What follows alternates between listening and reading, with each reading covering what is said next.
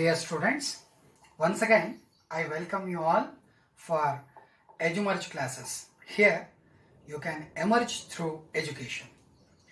In the last episode, we discussed about the few important terminologies which are come across over this chapter, that is human health and disease.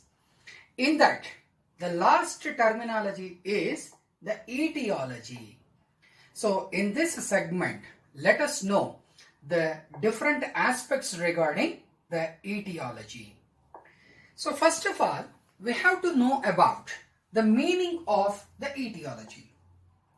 Here, etiology means it is the branch of biology which deals with the study of the causes for the diseases. So that is the meaning of etiology. So etiology means the study of causes of diseases. ರೋಗಗಳು ಯಾಕೆ ನಮಗೆ ಬರುತ್ತೆ ಅನ್ನೋದನ್ನ ಅಧ್ಯಯನ ಮಾಡುವಂಥದ್ದನ್ನೇ ನಾವು aetiology ಅಂತ ಹೇಳಿ ಕರಿತೀವಿ.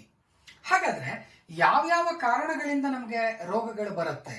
What are the important factors which leads or which acts as the causes for the diseases? Let us know one by one. In that, so many factors are there. Generally, we categorized those factors under 5 categories. The first and foremost category is the physical factors. Physical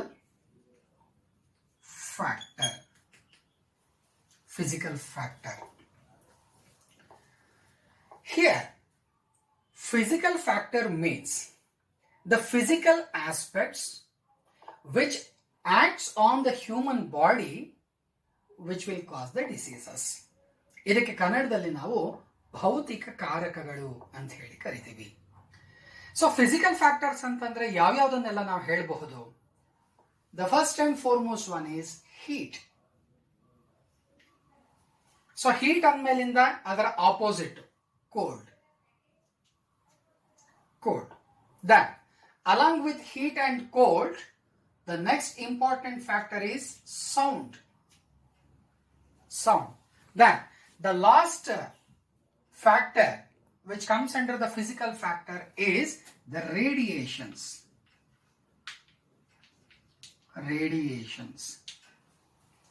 So, these are the 4 important factors which comes under the physical factor.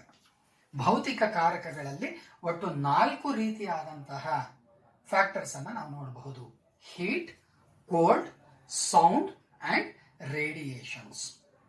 Heat ತುಂಬಾ ಶಾಖ ಇರುವಂಥದ್ದು, cold ತುಂಬಾ ತಣ್ಣಗಿರ್ತಕ್ಕಂಥದ್ದು, ಅದೇ ರೀತಿಯಲ್ಲೇ ಶಬ್ದ, sound ಅಂತಂದ್ರೆ ಶಬ್ದ, ಅದಾದ್ಮೇಲೆ 4ನೇದು ವಿಕಿರಣಗಳು, ರೇಡಿಯೇಷನ್ಸ್. ಇವು 4 ನಮಗೆ ರೋಗಗಳನ್ನು ತರಿಸ್ತಕ್ಕಂತಹ ಕಾರಕಗಳು. ಹಾಗಾಗಿ ಇದನ್ನು ನಾವು ಫಿಸಿಕಲ್ ಫ್ಯಾಕ್ಟರ್ಸ್ ಅಂತ ಹೇಳಿ ಕರಿತೀವಿ. ಸೇ ಫಾರ್ ಎಕ್ಸಾಂಪಲ್, ಹೀಟ್ ಇಂದ ನಮ್ಗೆ ಯಾವ ರೀತಿಯಾದಂತಹ ರೋಗಗಳು ಬರಬಹುದು? ಸೇ ಫಾರ್ ಎಕ್ಸಾಂಪಲ್ ಸನ್ಸ್ಟ್ರೋಕ್. ಸಾಮಾನ್ಯವಾಗಿ ಉತ್ತರ ಭಾರತದಲ್ಲಿ ಇದನ್ನು ನಾವು ಗಮನಿಸ್ತೇವೆ. April May ತಿಂಗಳಲ್ಲೆಲ್ಲ ಮಾರ್ಚಿಂದಾನೇ ಶುರುವಾಗ್ಬಿಡುತ್ತೆ. ತುಂಬಾನೇ ಟೆಂಪರೇಚರ್ ಜಾಸ್ತಿ ಇರುತ್ತೆ. ಸೊ ಯಾವಾಗ ಅಟ್ಮಾಸ್ಫಿಯರ್ ನಲ್ಲಿ ಟೆಂಪರೇಚರ್ ತುಂಬಾ ಜಾಸ್ತಿ ಆಗತ್ತೆ, ಅವಾಗ ಆ ಭೂಮಿಯ ಮೇಲ್ಮೈ ಗಾಳಿ ಬೀಸುತ್ತಲ್ಲ, ಅದರಿಂದನೇ ಎಷ್ಟೋ ಜನಕ್ಕೆ ಜ್ವರ ಬಂದ್ಬಿಟ್ಟು ಸತ್ತೇ ಹೋಗ್ತಾರೆ. ಸೊ ಅದನ್ನು ನಾವು ಸನ್ ಸ್ಟ್ರೋಕ್ ಅಂತ ಹೇಳಿ ಕರಿತೀವಿ. ಅರ್ಥ ಆಗ್ತದೆಯಾ? ಸೊ ಹಾಗಾಗಿ ಈ ಹೀಟ್ ಅನ್ನುವಂಥದ್ದು ಫಿಸಿಕಲ್ ಫ್ಯಾಕ್ಟರ್ ಅಲ್ಲಿ ಒಂದು ಎಕ್ಸಾಂಪಲ್ ಆಗಿ ನಾವು ತಗೊಳ್ಬಹುದು. Clear? Then the second important factor is cold. Here frost byte.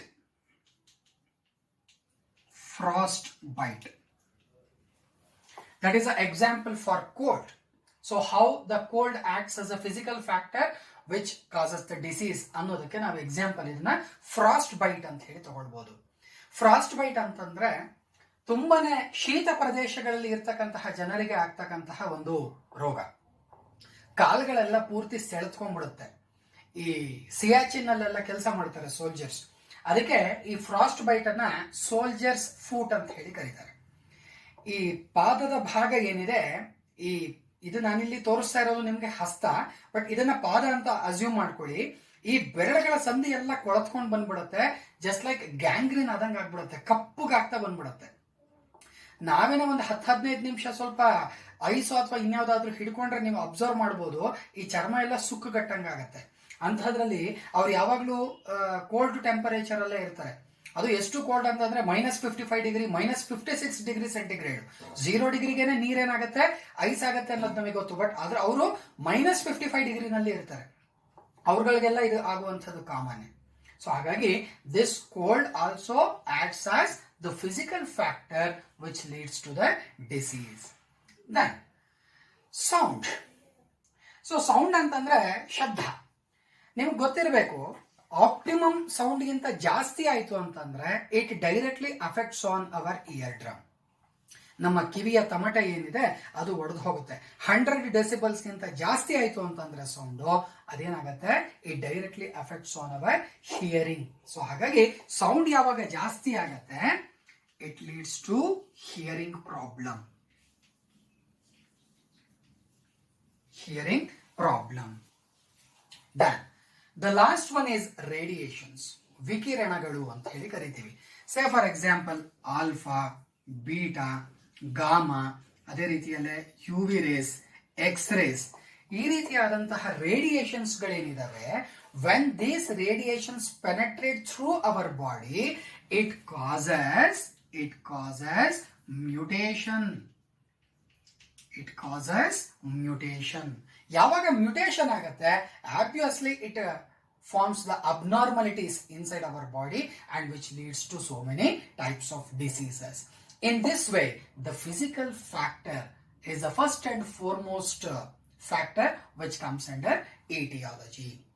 ಭೌತಿಕ ಕಾರಕಗಳು ಹೀಗೆ ನಮಗೆ ರೋಗಗಳನ್ನ ತರಿಸುತ್ತೆ. ಅದರಲ್ಲಿ ನಾವು ಯಾವ್ದಾದ್ರು ಓದಿದ್ವಿ, heat, cold, sound and radiations. ಇವಿಷ್ಟು ಸಬ್ ಕ್ಯಾಟಗರೈಸ್ ನಾವು ಮಾಡ್ಕೊಳ್ಬಹುದು. The next factor which affects on our body or which affects on our health is the chemical factor.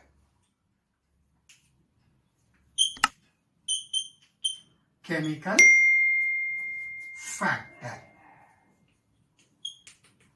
Chemical factor. So chemical factor ಅಂತಂದ್ರೆ ರಾಸಾಯನಿಕ ಕಾರಕಗಳು ಅಂತ ಹೇಳಿ ಕರಿತೀವಿ. So how these chemical factors affects on our body, ಇದನ್ನ ತಿಳ್ಕೊಳ್ಬೇಕಾದ್ರೆ first ನಾವು ಇದರ ಸಬ್ ಕ್ಯಾಟಗರಿಯನ್ನ ನೋಡಬೇಕು. This chemical factors gets categorised into 2 types. 2 ರೀತಿಯಾಗಿ ಇದನ್ನ ನಾವು ಕ್ಲಾಸಿಫಿಕೇಶನ್ ಅನ್ನು ಮಾಡ್ಕೊಳ್ಬಹುದು. ಒಂದು ಎಂಡೋಜಿನಸ್, ಇನ್ನೊಂದು exogenous.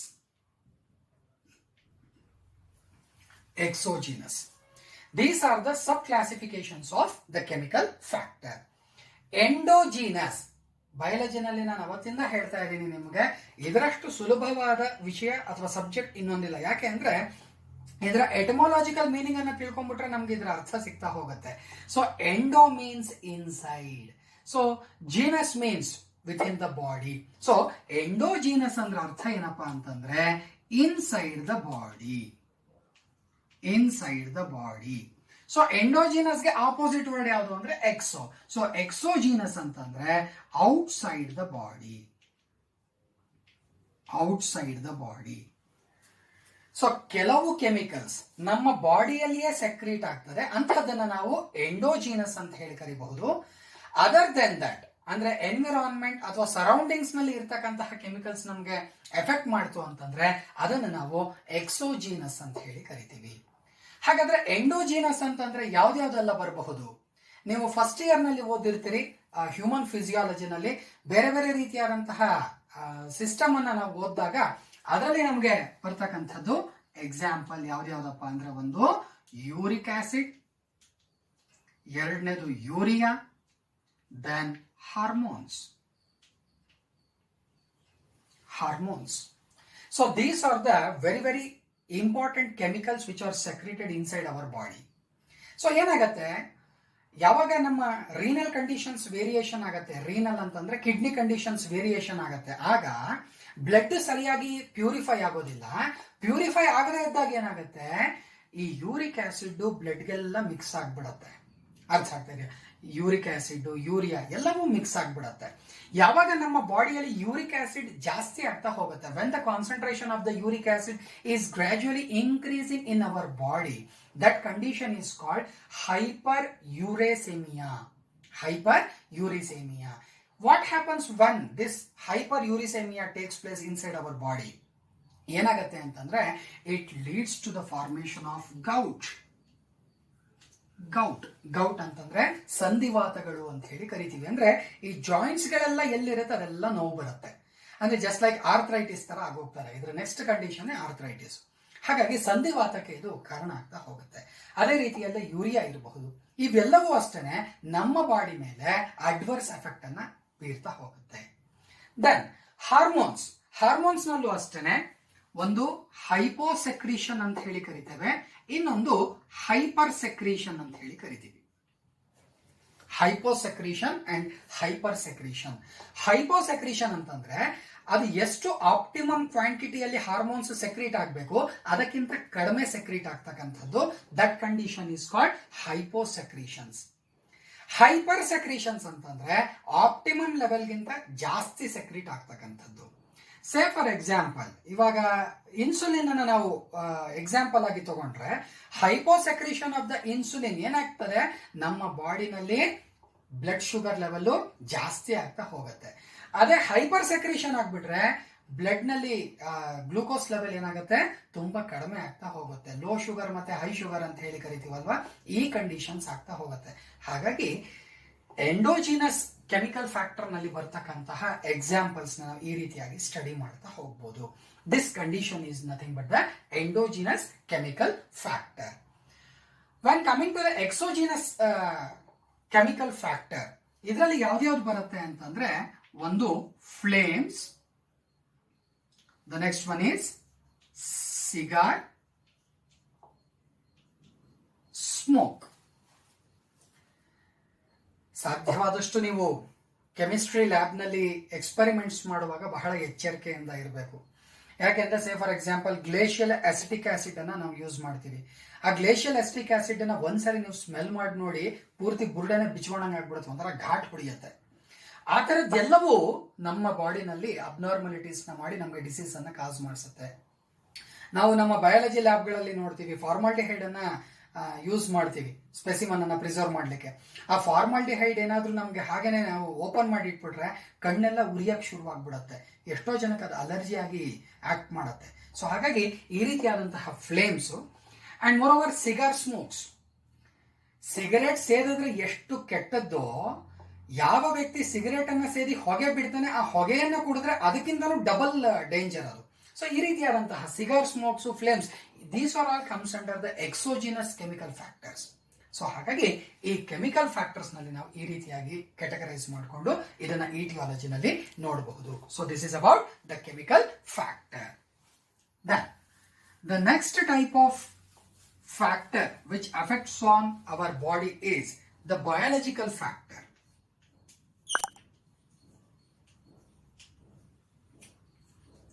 Biological factor. So biological factor ಅಂತಂದ್ರೆ the micro organisms which cause the disease ಅಂತಂದ್ರೆ ಜೈವಿಕ ಕಾರಕಗಳು ಅಂತ ಹೇಳಿ ಕರಿತೀವಿ.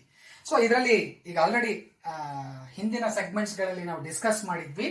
ಯಾವ್ದಾವ್ದಪ್ಪ ಅಂತಂದ್ರೆ bacterial disease. So that's why the bacteria acts as the biological factor. Then viral disease, then fungal disease, then helminths, as well as protozoans. ಬ್ಯಾಕ್ಟೀರಿಯಾಗಳು, ವೈರಸ್ಗಳು, ಶಿಲೀಂಧ್ರಗಳು, ದುಂಡುಹುಳುಗಳು ಮತ್ತು ಆದಿಜೀವಿಗಳು, ಈ ರೀತಿಯಾಗಿ 5 ಬಯಾಲಜಿಕಲ್ ಫ್ಯಾಕ್ಟರ್ಸ್ಗಳು ನಮ್ಮ ಬಾಡಿ ಮೇಲೆ ಎಫೆಕ್ಟ್ ಮಾಡ್ತದೆ, which causes the diseases. So this is the third important factor which comes under the etiology. Then the next factor which influence on our health is the nutritional factor.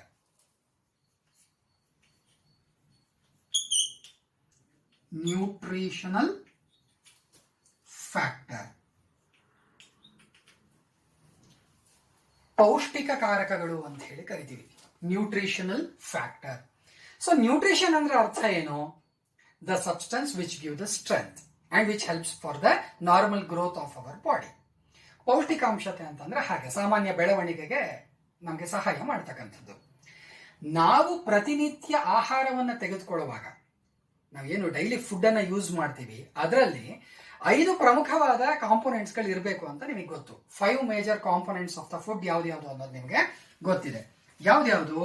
ಒಂದು proteins, ಇನ್ನೊಂದು vitamins or vitamins, then fats, carbohydrates and minerals. So these are the 5 major components of our food. ಇವುಗಳಲ್ಲಿ ನಮ್ಗೆ ಏನಾದ್ರೂ ವ್ಯತ್ಯಾಸ ಆಯ್ತು ಅಂದ್ರೆ, ಅದರ quantity ಎಷ್ಟು ತಗೊಳ್ಬೇಕು ಅದಕ್ಕಿಂತ ಕಡಿಮೆ ಆಯ್ತು ಅಂತಂದ್ರೆ, it causes so many diseases. Say for example, protein ನಮ್ಗೆ ಡಿಫಿಷಿಯನ್ಸಿ ಆಯ್ತು ಅಂತಂದ್ರೆ ಇಟ್ ಲೀಡ್ಸ್ ಟು ಕ್ವಾರ್ಶಿಯೋರ್ಕರ್ ಆರ್ ಮರಾಸ್ಮಸ್. ಅದೇ ರೀತಿಯಲ್ಲ ವೈಟಮಿನ್ಸ್ ನಲ್ಲಿ vitamin A, vitamin B, vitamin C, vitamin D, vitamin E, vitamin K, ಪ್ರತಿಯೊಂದು ಡಿಫಿಷಿಯನ್ಸಿ ಆದ್ರೂ ಅದರದ್ದೇ ಆದಂತಹ ರೋಗ ಬರುತ್ತೆ. Vitamin A night blindness, vitamin B berry, vitamin C scurvy, ಹೀಗೆ ಅದರದ್ದೇ ಆದಂತಹ ಡಿಸೀಸ್ಗಳು ನಮಗೆ ಸಾಕಷ್ಟು ಬರುತ್ತೆ. Then fats. ಸರ್ ಏನಾದ್ರೂ ಫ್ಯಾಟ್ಸ್ಗಳು ಕಡಿಮೆ ಆದ್ರೂ ಅದರಿಂದನೂ ಏನಾದ್ರೂ ರೋಗ ಬರುತ್ತಾ? 100%. ಯಾಕೆ ಅಂತಂದ್ರೆ ನಮ್ಮ ಚರ್ಮ ಸುಸ್ಥಿತಿಯಲ್ಲಿ ಇರಬೇಕು ಅಂತಂದ್ರೆ ಫ್ಯಾಟ್ ಕಂಟೆಂಟ್ ಬೇಕೇ ಬೇಕು. ಇಲ್ಲದಿದ್ರೆ it leads to the scaly lesions on the skin. Then carbohydrates ಇಂದ ಏನಾದ್ರೂ ನಮ್ಗೆ ರೋಗ ಬರುತ್ತಾ? 100%. ಹೈಪೋಗ್ಲೈಸಿಮಿಯಾ ಅಂತ ಹೇಳಿ ಕರಿತೀವಿ, ಲೋ ಶುಗರ್ ಆಗ್ತಕ್ಕಂಥದ್ದು ಹೈಪೋಗ್ಲೈಸಿಮಿಯಾ, ಕಾರ್ಬೋಹೈಡ್ರೇಟ್ಸ್ ಕಡಿಮೆ ಆದ್ರೆ. ಅದೇ ರೀತಿಯಲ್ಲಿ ಮಿನರಲ್ಸು ಅಷ್ಟೇನೆ, they also affects on our body with their deficiency. Say for example, iron content ನಮ್ಮ ಬಾಡಿನಲ್ಲಿ ಕಡಿಮೆ ಆಯ್ತು ಅಂತಂದ್ರೆ ಇಟ್ ಲೀಡ್ಸ್ ಟು ಅನಿಮಿಯಾ. ಅದೇ ರೀತಿನಲ್ಲೇ ಅಯೋಡಿನ್ ಕಂಟೆಂಟ್ ಕಡಿಮೆ ಆಯ್ತು ಅಂತಂದ್ರೆ it leads to thyroid problem. So in this way, these components of the food, in their deficiency, they causes the diseases. That's why it is called as the nutritional factor. Then the last but not least, the mechanical agents or the mechanical factors. That is the last category, mechanical factor.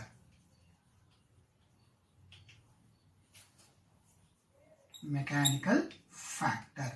ಯಾಂತ್ರಿಕ ಕಾರಕಗಳು ಅಂತ ಹೇಳಿ ಕರಿತೀವಿ. So ಯಾಂತ್ರಿಕ ಕಾರಕಗಳು ಅಂತಂದ್ರೆ ಯಾವ್ದ್ಯಾವ್ದೆಲ್ಲ ಸೇರಬಹುದು ಇದಕ್ಕೆ? ಬೇರೆ ಏನೂ ಅಲ್ಲ. The first and foremost one is injuries. Then the next another example is dislocations.